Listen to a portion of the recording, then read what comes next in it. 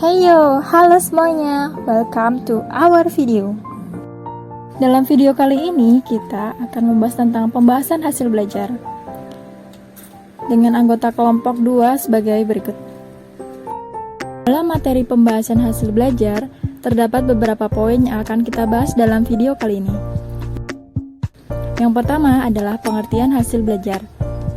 Menurut Sujana, hasil belajar adalah kemampuan yang dimiliki siswa setelah menerima pengalaman belajar.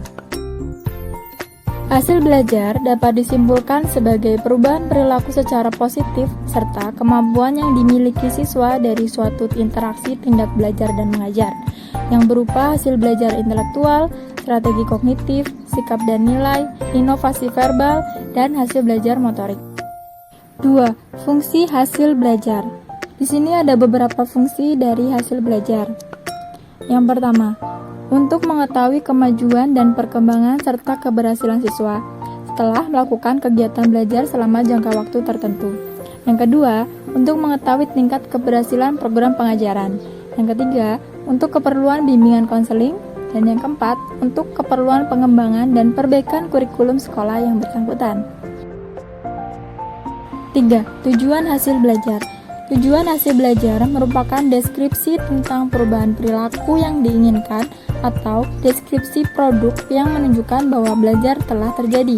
Untuk mengetahui seberapa jauh pengalaman belajar yang telah dimiliki siswa, dilakukan pengukuran tingkat pencapaian siswa untuk perbaikan proses belajar mengajar berikutnya. 4. Prinsip hasil belajar.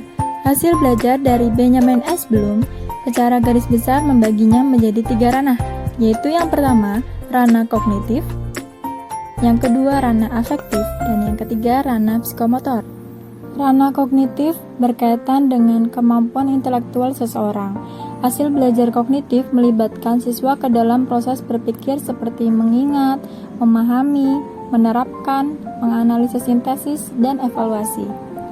Ranah afektif berkaitan dengan kemampuan yang berkenaan dengan sikap, nilai, perasaan, dan emosi.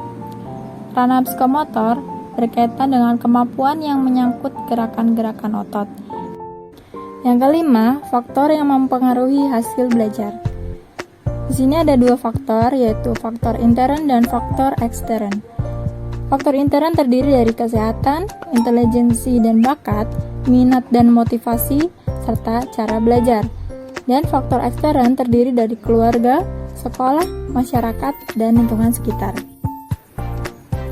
6. Penilaian hasil belajar.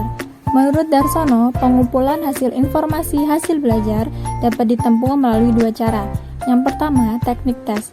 Biasanya dilakukan di sekolah pada akhir tahun ajaran atau semester. Menurut polanya, tes dibagi menjadi 3, yaitu tes objektif, tes jawaban singkat, dan tes uraian. Yang kedua, teknik non-tes. Dilakukan dengan observasi, wawancara, dan angket. Teknik non-tes lebih banyak digunakan untuk mengungkap kemampuan psikomotorik dan hasil belajar yang efektif.